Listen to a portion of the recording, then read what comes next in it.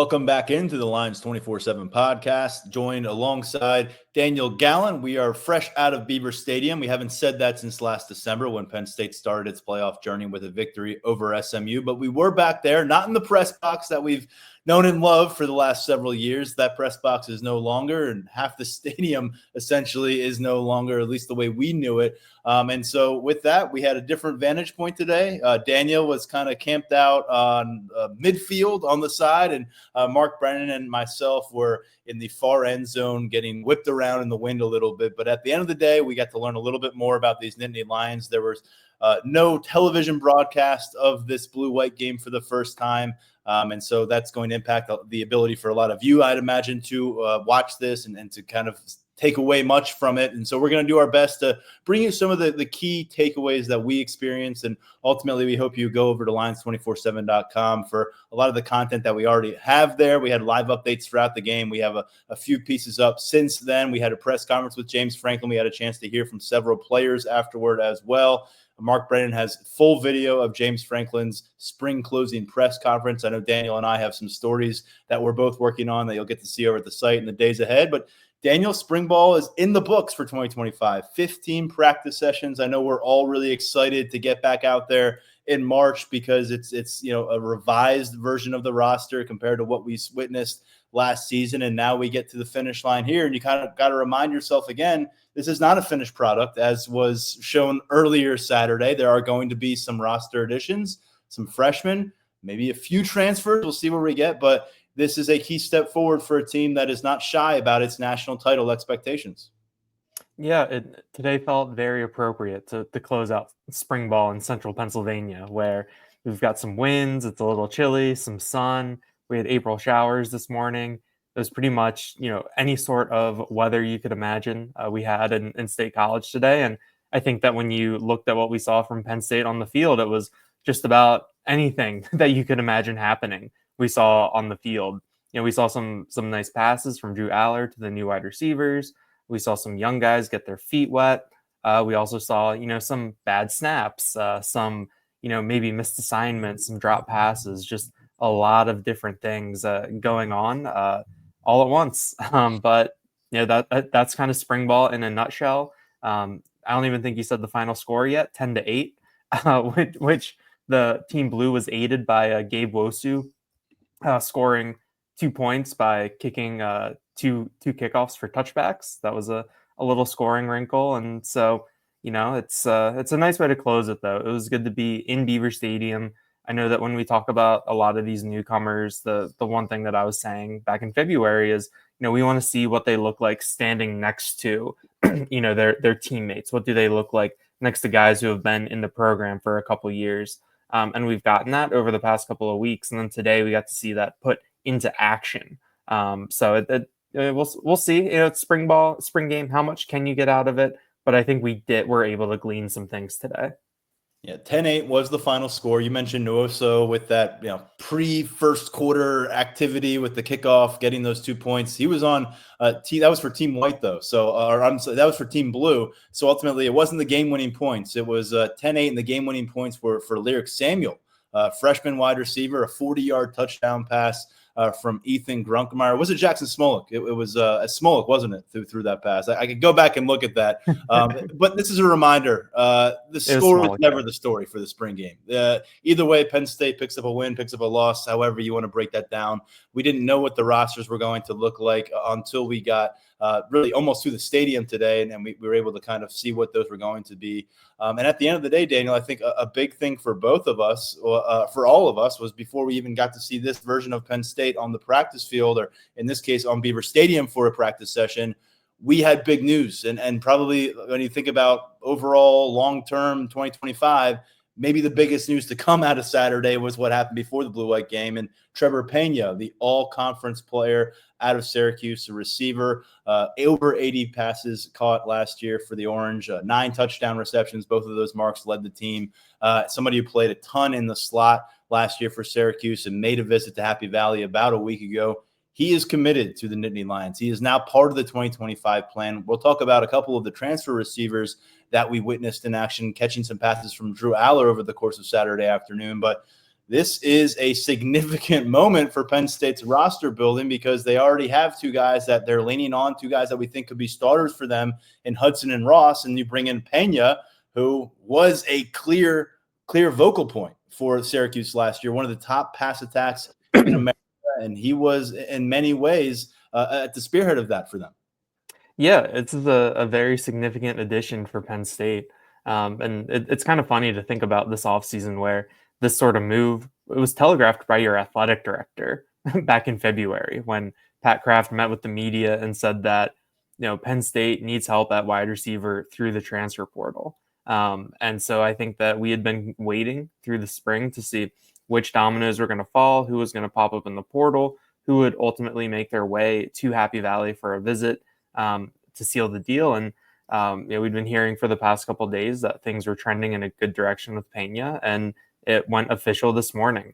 I think that it's a really significant move for Penn State because you continue to turn over that wide receiver room from last year. You got Devontae Ross, Kyron Hudson in there, now Trebor Pena. Maybe you get Tysier Denmark to step up. Maybe one of the freshmen steps up. What do you get out of Liam Clifford and a healthy Caden Saunders? Suddenly those guys, you don't necessarily need those guys to, reach their full potential right now, just because of how you've raised the level of the room.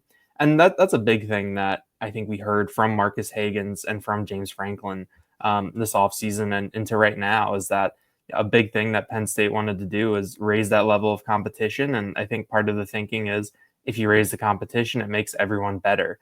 And so, our Mark Brennan asked James Franklin this afternoon.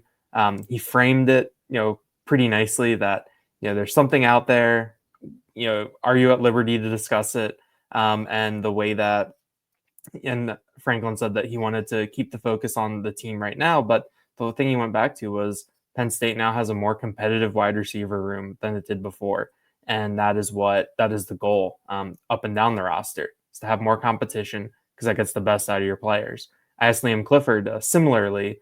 James Franklin just said that, or I framed it as competition in the room went up when you added Hudson and Ross. Sounds like it's about to go up again. How do you guys approach this? And Clifford said, yeah, this is just what it is. Like, we've done this before. We've added new guys.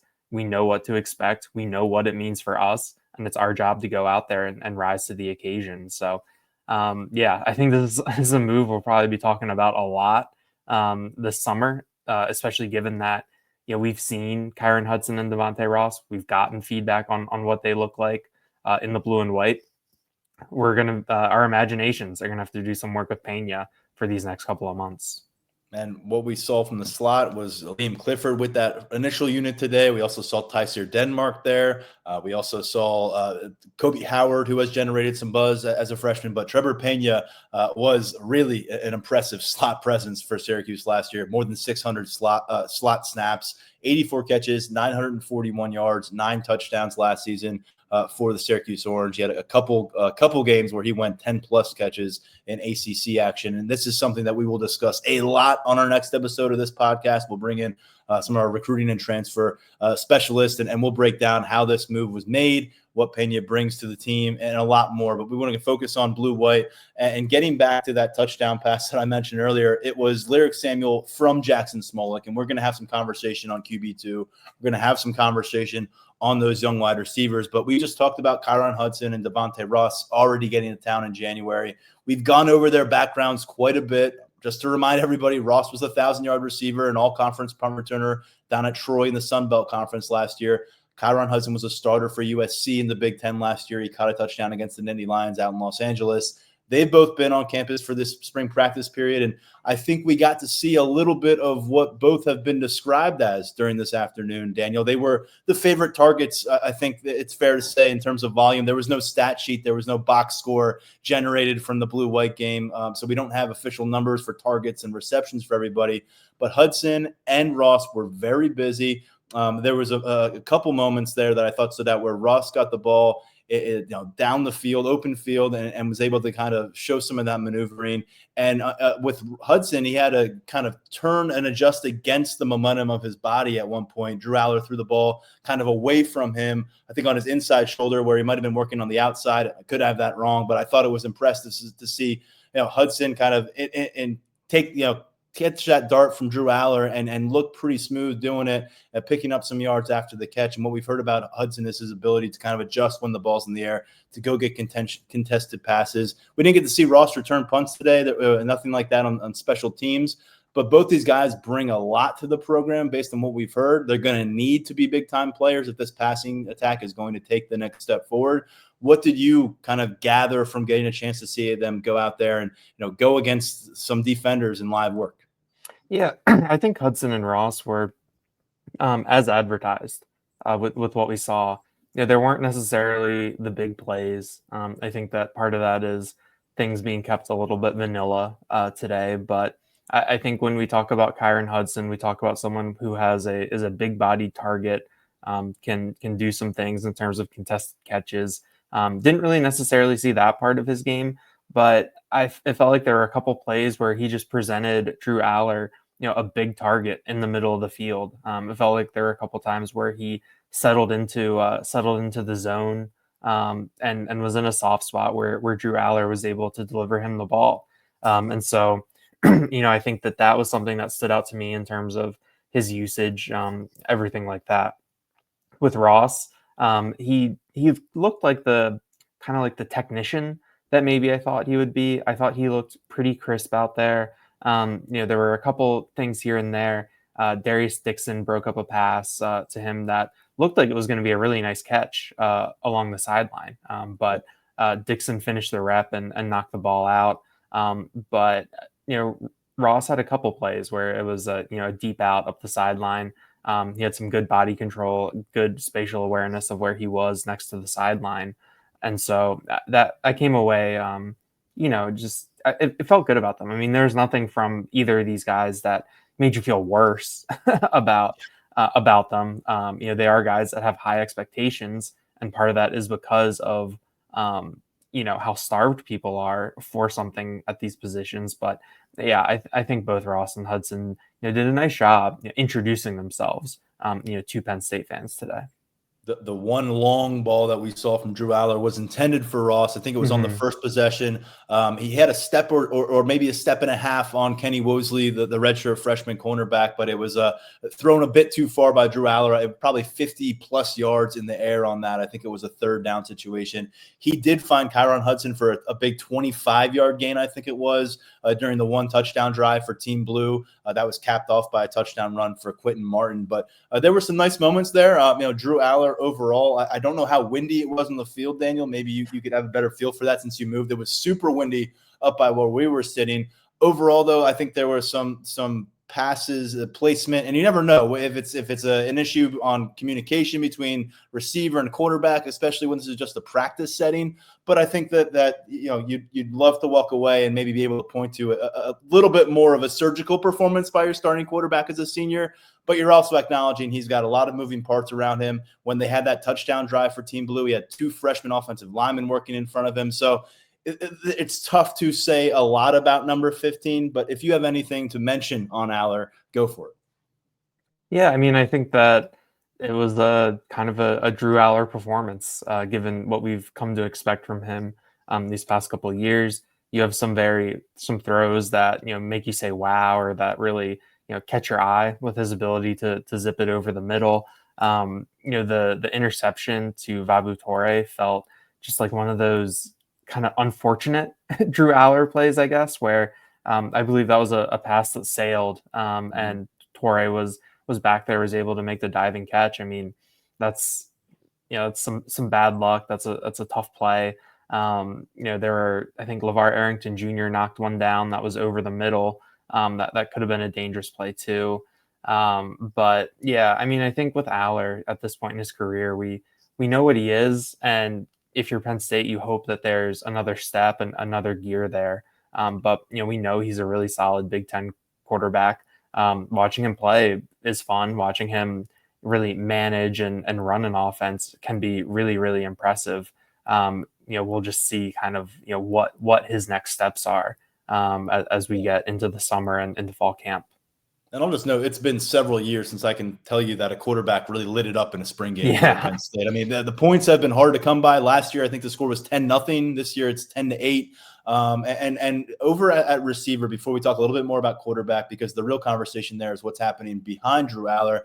But Tyseer Denmark on one possession before it ended up with a fumble for Team White. He had 3 catches during that possession. He was clearly a guy they were looking to feed the ball to. I thought there was a couple instances where Tyseer got the ball in space, made a man miss, and it was exactly the kind of narrative that we've heard about Tyseer Denmark, and that he can be a guy who, if you can find a way to get him the ball in space, you can turn a 6-yard pass into a 30-yard gain. And I think we saw signs of that. And additionally, Kobe Howard, I don't know how many passes he caught on the day. It felt like 5 maybe. I don't know if any of them went for longer than 6 or 7 yards. He's another guy that out of the slot, they were trying to get him the ball with some room to work. Didn't really work to as much success as it did with Denmark.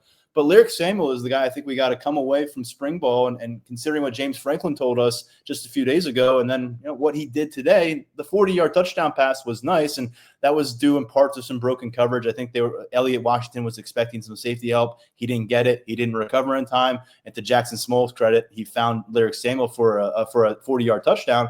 But there were other grabs for Samuel over the course of the day. One stood out earlier. I just remember him looking big out there. And I'm thinking, I didn't think Lyric Samuel, I knew he would look long.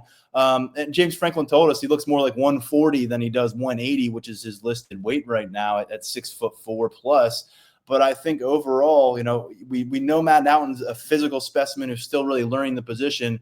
Kobe Howard has been a guy who's a lot more polished. Lyric Samuel, we've all kind of filed away, I think, for 2026 because of where he is physically.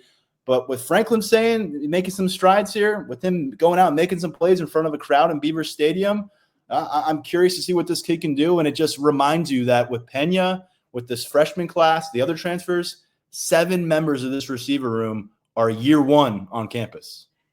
Yeah, Lyric Samuel is the guy, I think, going into the spring that I was like, I'm not going to put the cart before the horse, just because we know the physical development he has to do. I think with someone like Matt Naughton, we know that he has a lot of work to do in terms of learning the position, but he has those physical traits where you can be like, okay, you can draw something up for him and let him make something happen. With Samuel, you need that physical development. I thought that seeing him camp last year, he looked technically sound. I think we always came away impressed with his, ability to be agile, despite being so long. And so this whole spring, I've just been like, okay, he made this really nice catch in practice. He made this one-handed catch. And we saw him reach out and haul on a ball in front of him. Like, I'm not going to get too excited about it. I'm not going to get too caught up in it because, I'm one of these guys that when I look on paper at, different measurements and I see a guy who's 6'4", I think he's approaching 190 pounds now.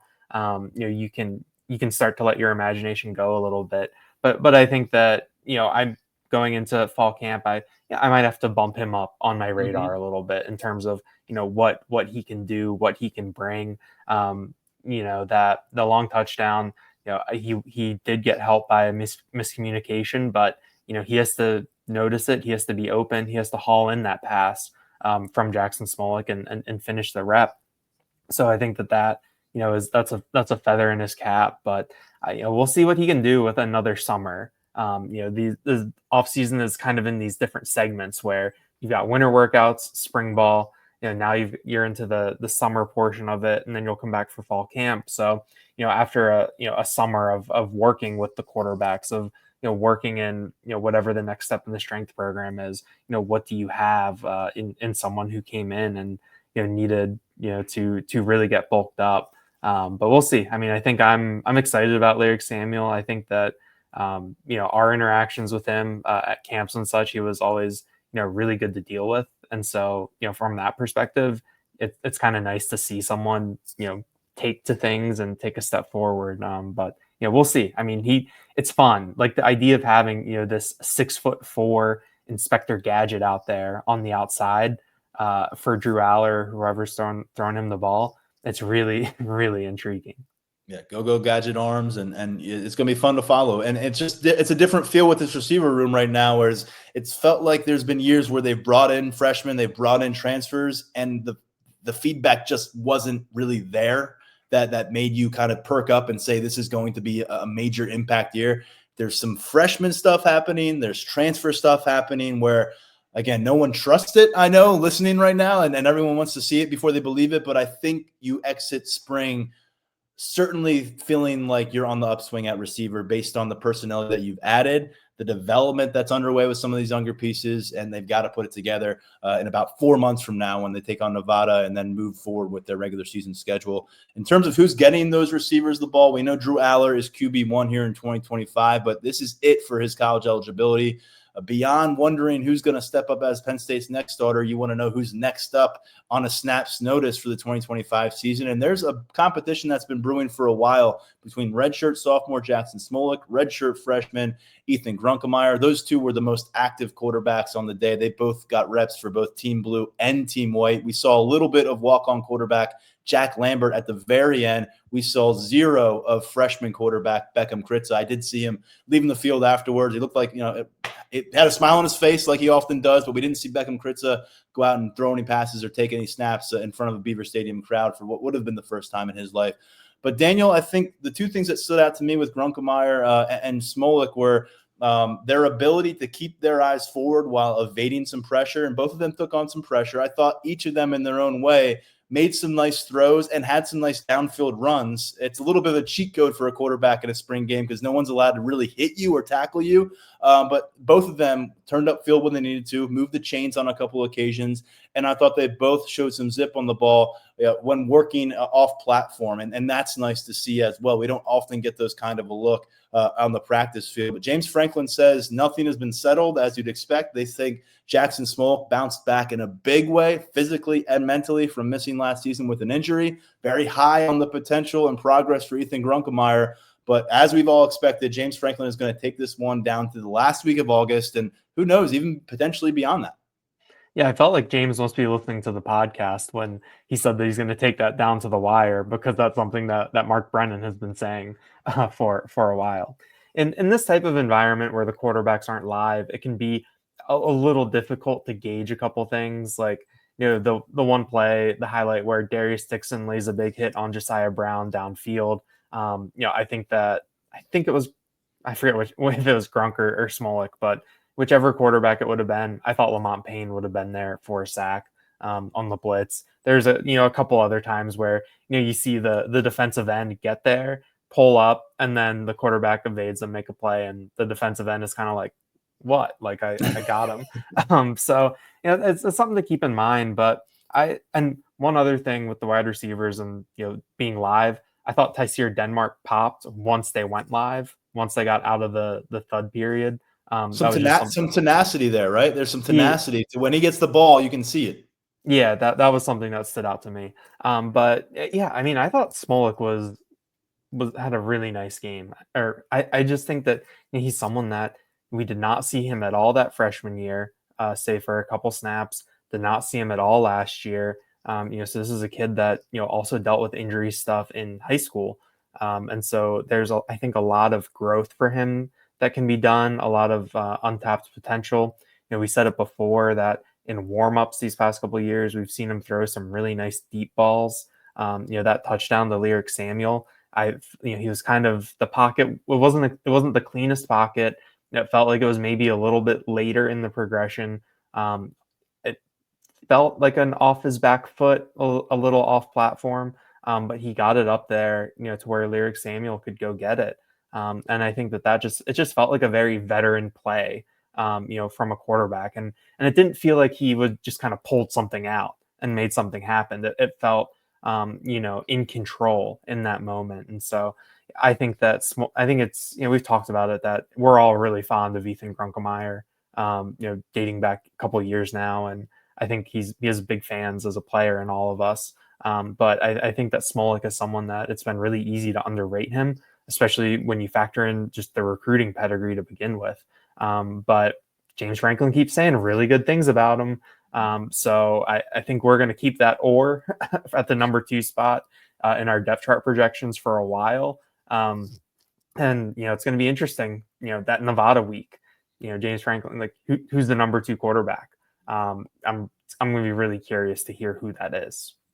Yeah, we will be talking about this one for a while, and that's just the way it's going to be. I would just probably describe Jackson Smolik as smooth today, and it can be very hard for a quarterback to look smooth in a spring game environment. So credit to him for bouncing back, as James Franklin said, and putting together a really strong spring and putting some heat on Ethan Grunkemeyer and those two guys, and not just jockeying for position again on the depth chart here in 2025, but maybe to grab that baton from Drew Aller in 2026. I want to make one more note because we talked about all the new wide receivers. We did see Caden Saunders, Anthony Ivy, Liam Clifford getting plenty of run. Not a lot of flashes from those guys. Liam Clifford, the best thing he did on the day, I think, was actually a carry on a Wildcat quarterback handoff from Katron Allen. And if I'm not mistaken, we saw 2 Wildcat quarterback handoffs from Allen to Clifford during the course of this afternoon. But just wanted to note that those guys are still here. They are still competing. But certainly I was wondering, seeing Clifford out there with Hudson and with Ross playing that slot, what is that situation going to look like with a guy like Trevor Pena coming to town? At running back, Daniel, we talked so much about Nick Singleton and Katron Allen, what they mean. We can kind of bypass them a little bit here. They got their work during the first half when it was that thud tempo. They did not play when it went to tackle football, live action football. But some of those younger pieces did. We saw Corey Smith. We saw Tyke Hayes. We saw Quentin Martin. And to me, Quentin Martin really flashes when he gets a chance to go run routes. I mean, we know that this Penn State staff thought he could be a wide receiver for them, thought he could be a defender for them, certainly a running back. But he had a long pass. I think it was a 4th and 4. He had a 20-yard catch down the sideline. And even a couple plays before that, watching him run a route, he just glides down the field. And I continue to be just really intrigued by what he can be as a piece for Andy Kotelnicki versus just a ball carrier. But I thought when it came to carrying the ball, Tyke Hayes was doing some of the stuff we've heard about, right, Daniel? It was a little bit of that, the old Chris Berman, where it wasn't one guy bringing him down. There was, I think he tried to maybe pull off a spin move at one point. He went airborne for a little bit. This is a guy who just embraces contact. And I think the way that Stan Drayton, the new running backs coach, described him a couple weeks ago was a guy who lacks fear right now as a freshman. And so to go on the field at Beaver Stadium, do that a little bit, throw his body around a little bit, get some of those grass stains on his pants. I liked our introduction to live action Tyke Hayes. Yeah, I think all the 3 non-Singleton Allen running backs, I thought they all did some nice things. I think with Corey Smith, you're kind of thinking every time he gets the ball, like, is he going to break this one? It feels like a little boomer bust right now, but I think that that's part of being a young running back and learning the position and adjusting to playing it in college.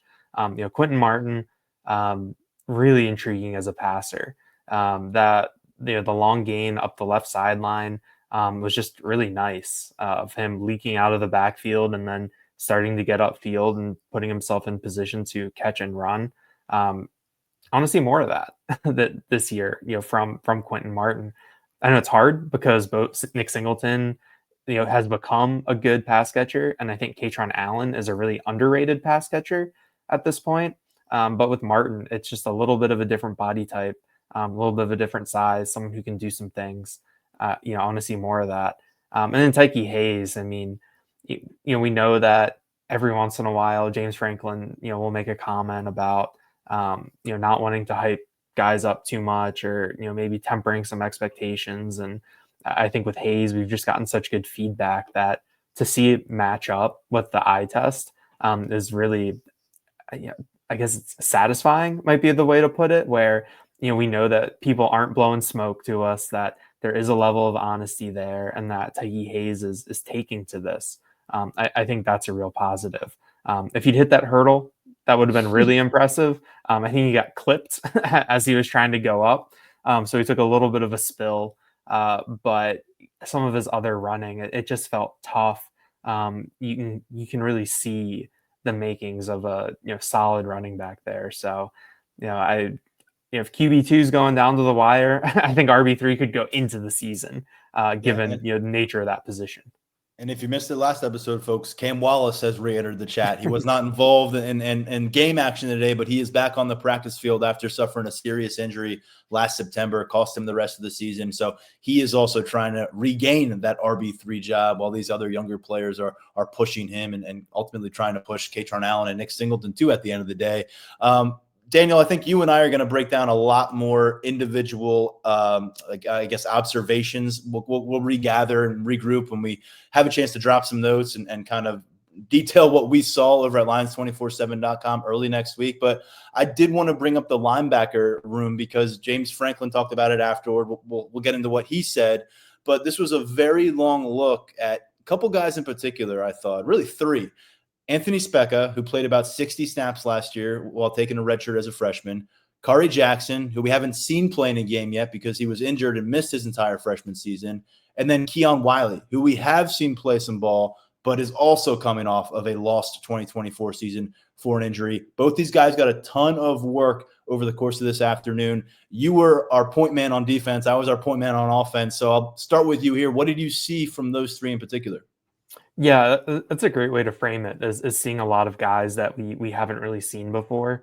I wasn't tracking every single snap, but I was going, series by series, and then within series, checking on the different personnel. And I don't think Anthony Specca, who was on the blue team, and Kari Jackson, who was on the white team, I think both of them played every available snap that they had.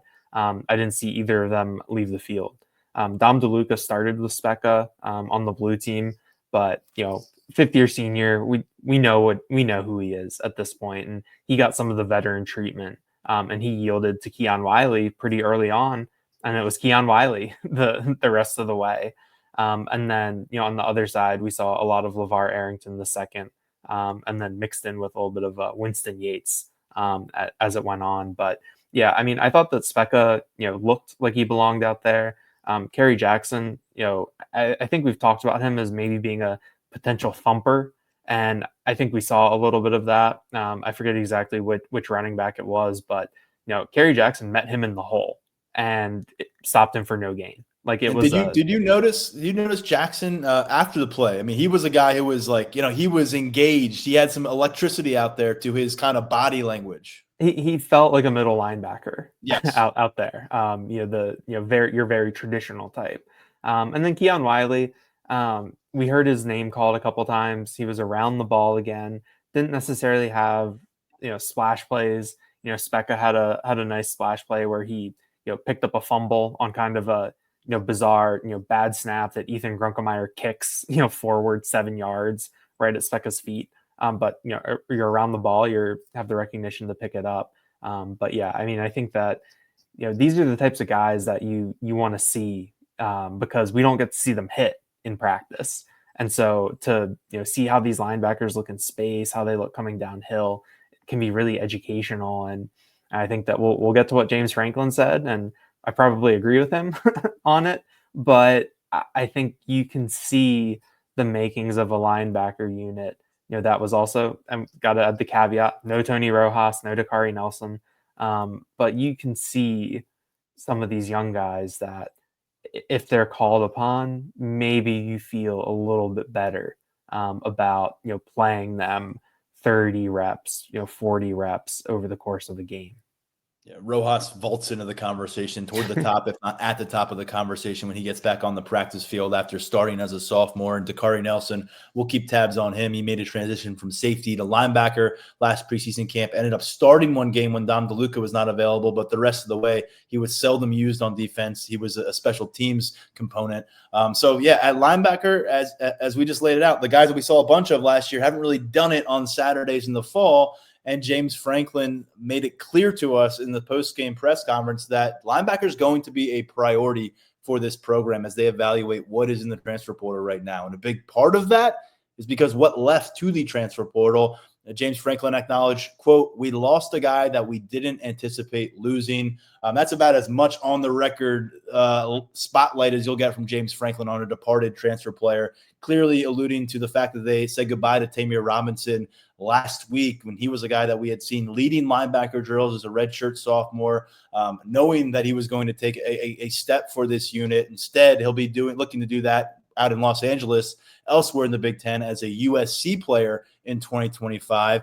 And so James Franklin and Anthony Specca after this game both acknowledged that it was unexpected when Tamir Robinson leaves the program at this point. And James Franklin said, maybe we can find a solution in there. He framed it in a way. He said, so, quote, if there is a linebacker out there that wants to come and be part of our program, play for LBU, the most historic linebacker program in the history of college football, there's an opportunity to join the room and compete. So, clip that, send it to however many players that you might be interested as Penn State, and then see who's going to race, knock on your door, and try to get in line. I think the whole question about that, Daniel, is what linebacker out there is going to leave their situation and come to this one when they know that your defense has 2 starters at the position.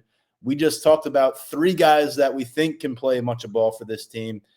We know Tony Rojas has played a bunch of ball for this team, and so has Dom DeLuca. And so I think that's kind of the balancing act here is you're kind of going to look for a player like Tamir Robinson, but the Tamir Robinsons of the world are also looking for starting jobs. And so, if Penn State can maybe convince an older player here, someone who maybe isn't as concerned, that the linebacker version of Trey Potts, perhaps, to come in and help you with some depth, I think that's a great thing. But I think at this point, you look at who's actually out there in the portal and what players who enter the portal at this point in the calendar year are searching for. You can sell a championship, you can sell the LBU, but I don't think Penn State's going to sell 40 snaps a game.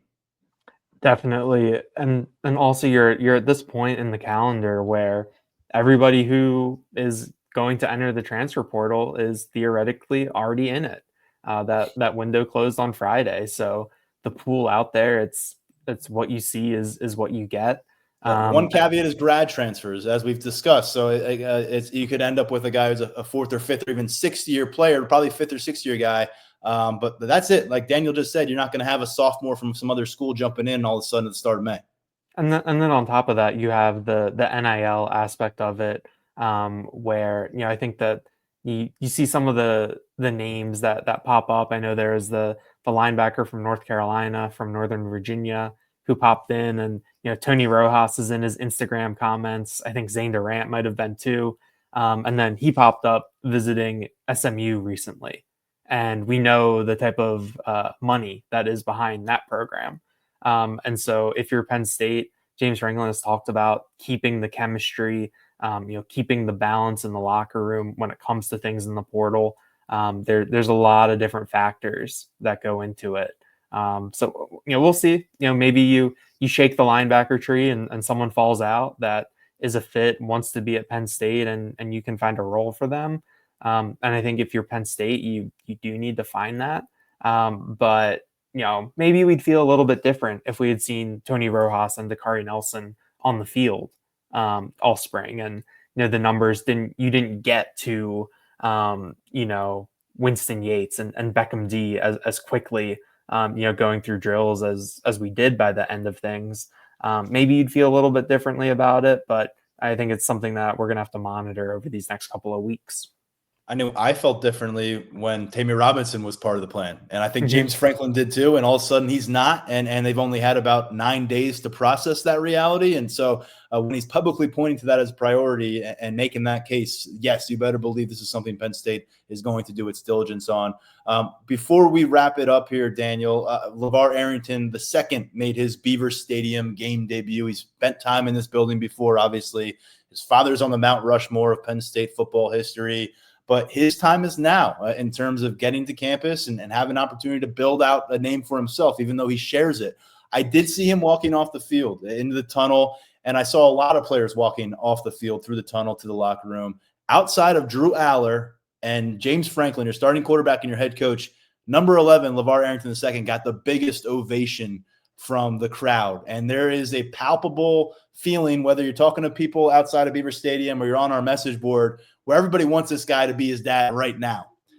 He's not, and that's okay. But I think what we always come away from the practice field, and even today, is you see the raw nature, and you can say, he's got a ways to go to start fitting in with a lot of those other linebackers in terms of fundamentals and technique.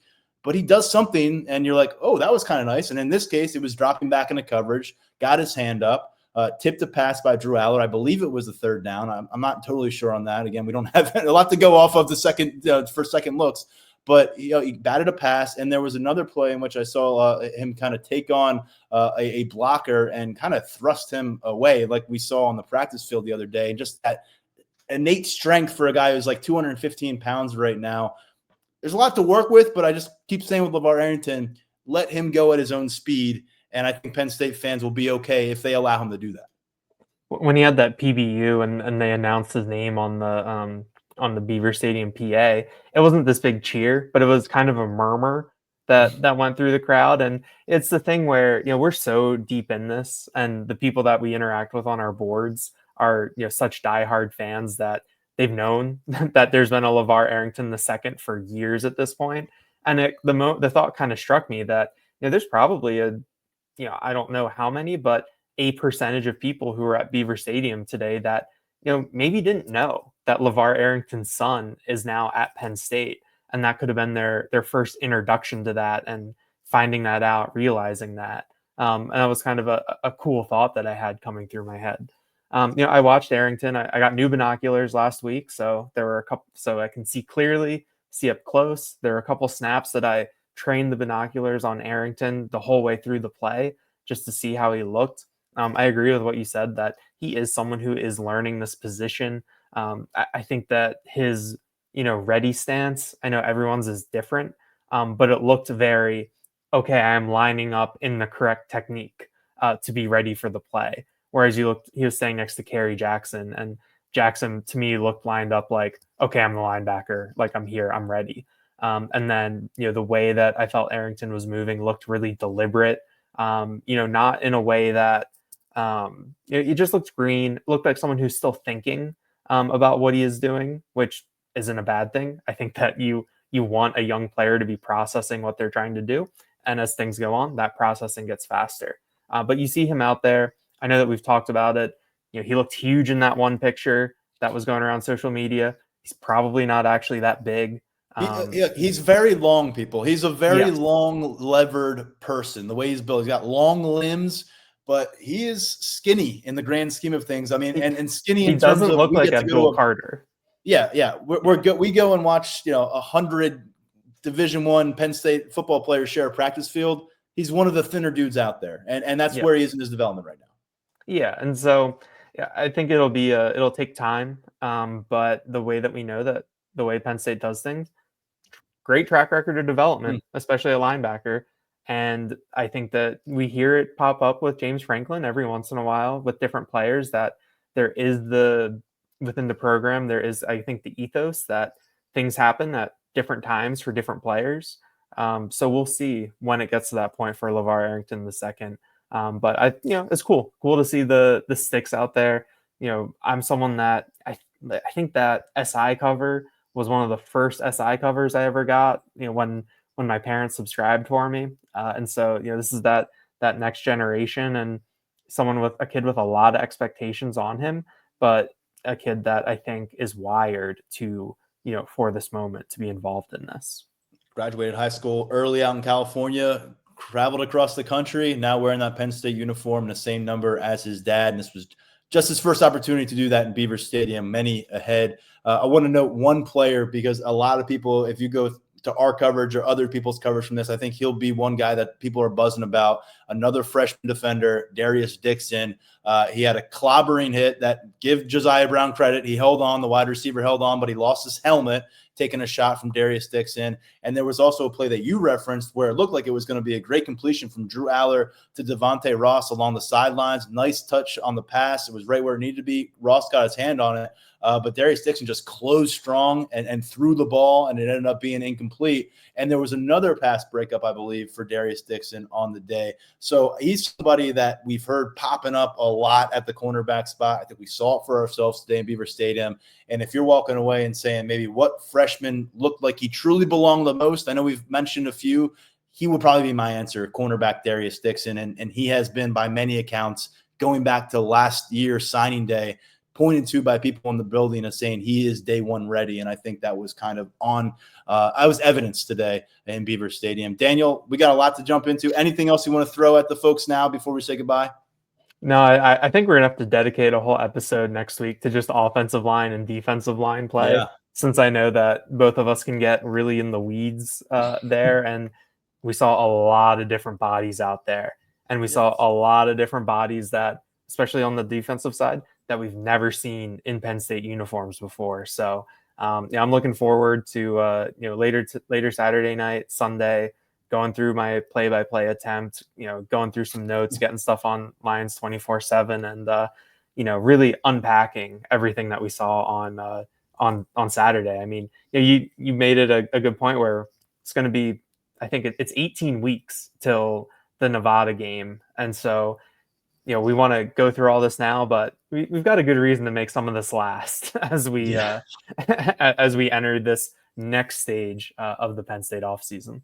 Yeah. We will keep it going. The light does not go off at lions247.com just because there's not football on the field, as you folks know. So check out our coverage throughout this weekend, early into next week. A lot coming your way from our blue-white observations. Daniel's going to have a packed notebook on what he saw from defenders. I'm going to do the same for offensive observations. And we'll come back with another podcast episode next week, along with taking a closer look at Trebor Pena, the pickup out of Syracuse for Penn State at wide receiver. We will get into the weeds a little bit more on this blue-white game. We'll talk about what we witnessed in the trenches. We'll go through, we'll examine some notes that we didn't get to today, and there were a bunch of them, and we'll bring them to you right here in the Lions 24/7 podcast. For now, stepping aside on behalf of Daniel Gallen, I'm Tyler Donahue. Don't forget, there's a ton of recruiting coverage coming your way out of Beaver Stadium as well over at lions247.com. Thanks, as always, for listening to the Lions 24/7 podcast.